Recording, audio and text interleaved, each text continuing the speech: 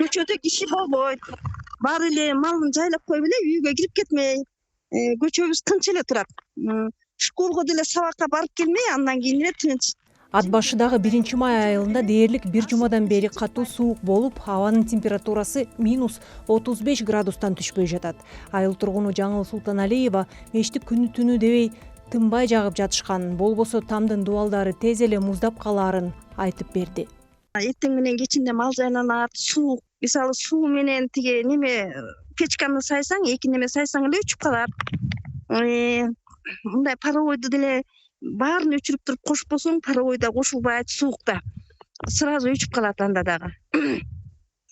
Анан кийин таш көмүр жагып атышат, эми колдон келишинче алышат да, эки жактан алып келип. Азыр мына каар мындай.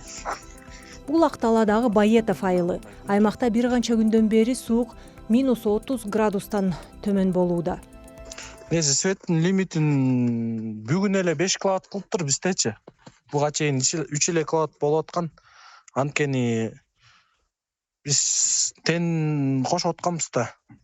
Ошондо кечинде 12ден эртеменки таңкы 7ге чейин күйгүзүп атканбыз да, тенди ошондо өчүп калып аткан да.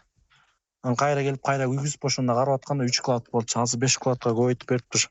Аристондорду, жанакы фендерди сайганда өчүп калып атат да.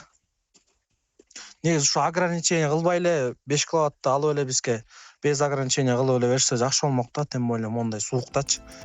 Буга чейин нарында катуу сууктан улам бир катар тургундар өкмөткө кайрылып, электр энергиясын керектөөнүн лимитин жогорулатып берүүнү суранышкан. Энергетика министрлиги 9 январда аталган облустагы лимит мурдагы 3 киловатт сааттан 5ке чейин көтөрүлгөнүн билдирген. Министрликтин билдиришинче, жаңы лимитке өтүү 1-2 күндү талап кылат.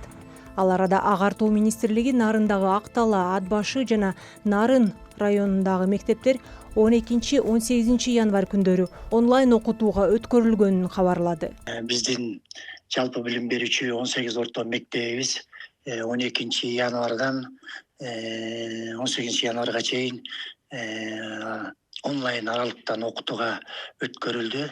Себеби Актала районунда райондук метеонун маалыматы боюнча 29-30 градус минус 29-30 градус суук берип атат. Синоптиктер өлкөдө алдыдагы апталарда суук мындан катуу болушу мүмкүн экенин эскертүүдө. Аптанын аягына чейин айрым облустарда күн бир аз жылыйт, ал эми 17 январдан тартып кайрадан аяздуу күндөр башталары кабарланды.